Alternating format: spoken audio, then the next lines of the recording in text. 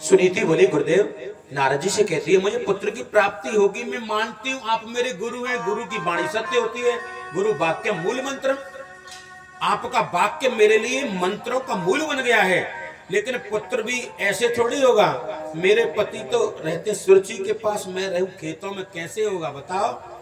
पर गुरु का वाक्य सत्य जरूर होता है। हाँ तो जरूर सत्य होगा। तो फिर एक बात और बताओ, अगर पुत्र भी होगा तो एक दिना में तो है न जाएगा, न 2 दिना में है जाएगा, पुत्र भी 10 महीना में होगा, मैं 10 महीना तक कैसे रहूंगी तुम बताओ। बोलो कैसे रहूंगी 10 महीने तक। नारद जी ने पूछा क्यों? बोले पति पास नहीं रहता मेरे, कोई नहीं मेरे पास, अकेली रहती हूं। नारद जी बोले सुनीते, इस संसार में यही तो भ्रम है। पत्नी सोचती है कि हम बिना पति के नहीं रह सकते, पति सोचता है हम बिना पत्नी के नहीं रह सकते, संतान सोचती है माता पिता के बिना नहीं रह सकते, माता पिता सोचते हैं औलाद के बिना नहीं रह सकते। देवर्षि नारद कहते हैं ये मोह है, जो पत्नियां चूड़ियां तोड़ तोड़ करके कहती थी तुम्हारे बिना जिएंगे नहीं, आज वो खूब जी रही है। जो माता पिता कहते थे औलाद मर गई तो हम भी मर जाएंगे, मरे नहीं है वो भी आज तक। संसार में कोई नहीं मरता किसी के लिए, नारद कह रहे हैं, और कोई रखता नहीं किसी को।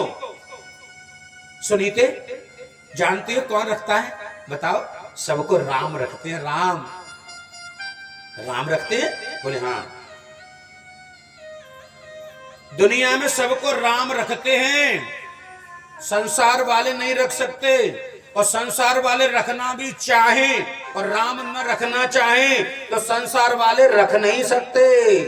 ये अज्ञान है हमारा, इसीलिए ज्ञानालय में आकर के ये ज्ञान अर्जन सबको करना चाहिए, इस ज्ञान को जिंदगी में सबको उतारना चाहिए।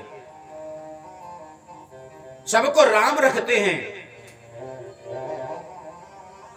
आ गई लौट के झोपड़ी में, उठा लिया झाड़ू, झाड़ू लगा रही है, गुरुजी कह रहे हैं उसी को याद कर रही है। मुख में हो राम नाम, राम सेवा हाथ में,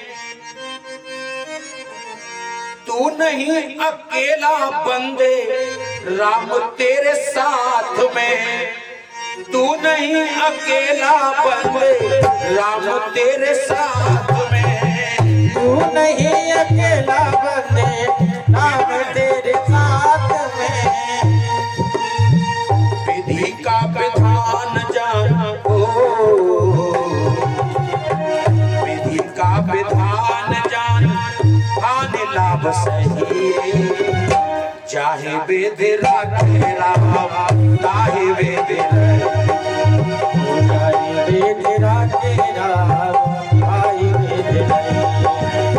सीताराम सीताराम सीताराम कहिए, सीताराम कहिए, चाहे वेद रखे राम, ताहे वेद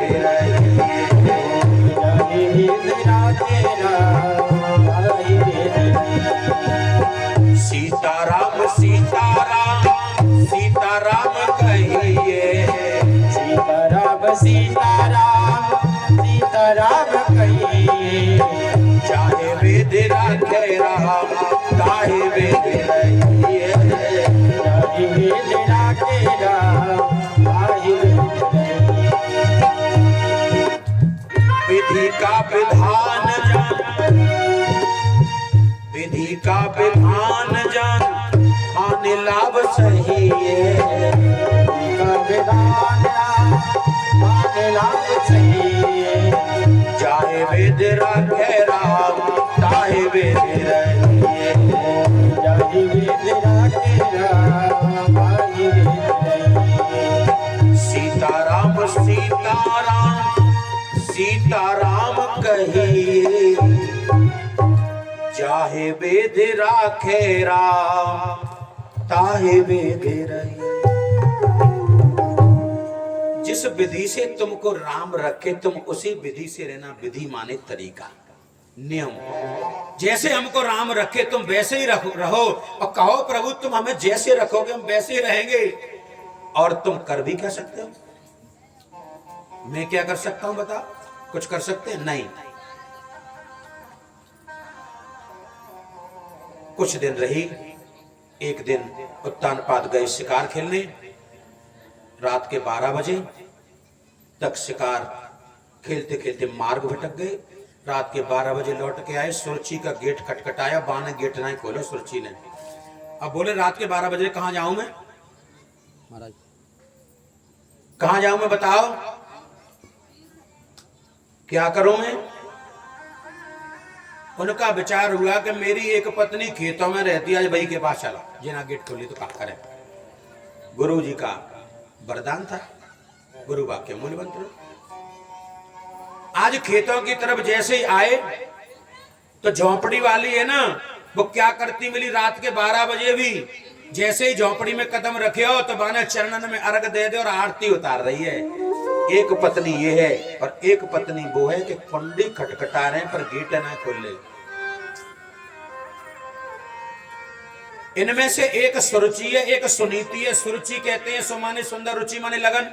जिसकी रुचि जिसमें बैठ जाए उसको रुचि कहते हैं। वो रुचि जिसमें बैठ गई है ना, वो धर्म को नहीं समझेगी, वो अपनी रुचि में आनंदित रहेगी।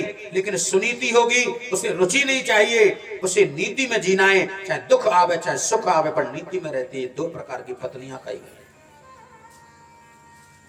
महाराज मनु, इनके दूसरे बेटे का ये चरित्र है। रात को गए, उसी रात को उन्हें गर्भ रहा। 10 महीने बाद एक पुत्र आया देव योग से। खेतों वाली को भी पुत्र हो गया और जो महल में रहती है उनको भी हो गया। ये कभी कभी संसार में भी हो जाता है। पहली वाली को नहीं हो रहे थे बालक तो दूसरा ब्याह कर लियो, बाद में दोनों के ऐसा हो जाता है, कभी कभी हो गया है। तो ऐसे ही आज दोनों को पुत्र हुए। जो खेत वाली उसके पुत्र का नाम ध्रुव, ध्रुव का अर्थ होता है अटल। और जो दूसरी है महलों में रहती है उसके पुत्र का नाम उत्तम। उत्तम किसे कहते हैं? सर्वोत्तम से नीचे होता है उत्तम। धीरे धीरे करके दोनों बड़े हुए। 5 वर्ष का ध्रुव खेल रहा है बच्चों के साथ, और छोटे छोटे बालक बातें यूं करें, या ना खिलाएंगे या ना खिलाएंगे। पूछ रहा भैया चौना खिलाएंगे? बोले तू बिना बाप को है, बिना बाप को। दौड़ के अपने घर गए। मैया बाकी अनाज फटक रही, मैया की पीठ पे लद गो ऐसे करके जो जो तो हिलाए के बोले, मैया यही बताए मेरा पिता कौन है, मेरा पिता कौन है, मेरे सखा मुझे खिला में ना है। आंख में आंसू बहाती हुई मैया बोली, तेरा पिता मेरा पति ऊपर वाला है। बालक जाने क्या, बाल हट राज हट जिद पे आ जाए। राज हट माने सरकार की हटेगी कि रोड यहाँ के निकलेगा तो निकलेगा, कॉलोनी ते वेते भले पर रोड ते वेते ना हो। बाल हट बच्चा जिद पे अड़ेगो, मैया मैं तो चंद खिलौना ले तो ले हो। बालक जिद पे अड़ गया। मैया सोच रही, जिद करने लगा कहां ऊपर, किधर से ऊपर जाऊं बताओ। मैया ने कही तो बालक के ऊपर की जिद करने लगा। फिर मैया ने कह दिया दे वो महल दी के बामा तेरे पिताजी हैं। दौड़ता हुआ गया, पहरेदार मिले। इतना सुंदर बालक है, पहरेदार ने रोका ही नहीं, जा भैया जा। भीतर गया और जैसे महल में देखा तो राजा को देख रहा है, उनकी गोदी में पहले से एक बालक बैठा है। लेकिन ध्रुव कुछ कहना ही चाह रहा है। तब तक तो उसकी जो दूसरी पत्नी है उत्तानपाद की वो आई और उन्होंने उस बालक को देखा। कुछ कह नहीं पा रहा, कहना चाह रहा है। सुरुचि ने जैसे ही ध्रुव को देखा और ध्रुव बोल नहीं पाया, सुरुचि बोली, हे खेतों वाली का है क्या तू? छोटा सा बालक मुस्कुरा के बोला, तुम मेरी मासी हो? मासी, मां नहीं मासी। हाँ तो मेरी मासी हो? हमें खेतों वाली का ही हूं। क्यों आया है? मासी मेरे सखा है ना, वो खिला में ना आए, वो तो यूं कहीं बिना बाप को है।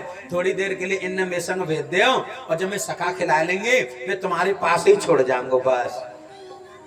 इतनी बात सुरुचि ने सुनी। इनको पिता बनाना चाहता है तू? हाँ, अगर इनको पिता बनाना चाहता है तो कान खोल कर सुन। अच्छा, कोई कान बंद करके सुनता है क्या? इसमें लपेटा है, उसको समझ लो है इसमें लपेटा क्या। वो कह रहे कान खोलकर सुनो, और सभी कान खोल के सुनते हैं। कान पहले से खुले हैं सब, है ना, लेकिन इसमें लपेटा क्या है, कान खोलकर सुनो का अर्थ होता है सावधान होकर के सुनो। अगर सावधानी हटी दुर्घटना घटी। सावधान होकर के सुनो। भागवत में भी कहा है कि सावधान होकर के सुनो। पड़ोस में बैठा हुआ भले ही तुमको छिड़ रहा हो, उसकी बात ध्यान मत दो, सावधान हो जाओ। क्यों? जब जवान पैराशूट लेकर के हवाई जहाज से नीचे कूदता है तो सावधान होकर के कूदता है। अगर बाको पैराशूट नहीं खुलो तो जिंदगी खतरे में, खत्म। यहां बैठ करके आपके कान नहीं खुले अर्थात सावधान नहीं हुए तो यहां आना भी व्यर्थ, आपका बेकार है।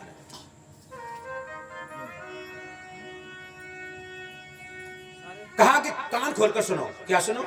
अगर तू इनको पिता बनाना चाहता है तो पहले भगवान को प्रसन्न कर। बोले भगवान कहां मिलेंगे? बोले चलो जा जंगल में। मैया समझ गई, जो महल तक आ सकता है बंटवारे तक क्यों नहीं आ सकता है? बोले ना रहे वो बांस ना बजेगी, बांस नहीं चला, जंगल में भगवान मिलेंगे। भेज दियो।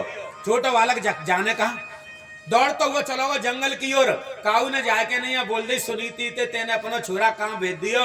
बस सुरुचि ने पता नहीं कहा कह दी तेरी सौत ने, और छोरा जंगल की ओर गयो है। मैया जब काऊ काम में लगी, वह काम है छोड़ के नंगे पाए दौड़ पड़ी, एकदम से दौड़ी और देख करके बालक आगे आगे जा रहा है। छोटा सा ही बालक है, 5 वर्ष को ध्रुव, भगवान को पाने जा रहा है।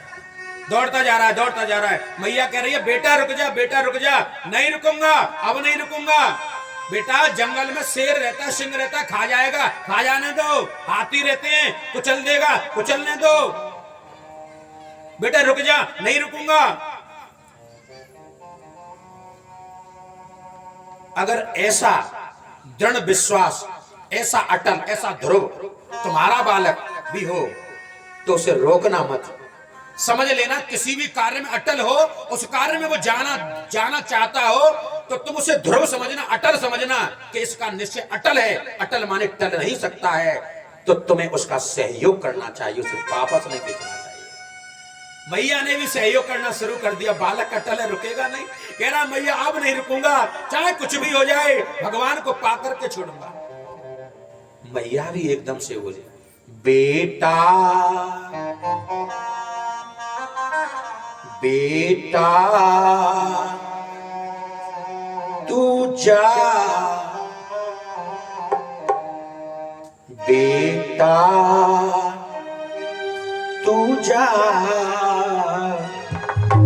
संग में दुआ हमारी है। बेटा तू जा, संग में दुआ बेटा तू जा, संग में दुआ हमारी है। बेटा तू जा, संग में दुआ हमारी है। प्रभु को पाना है, भैया ने कह जा, प्रभु को पाना है, तुझको जाना है, नाम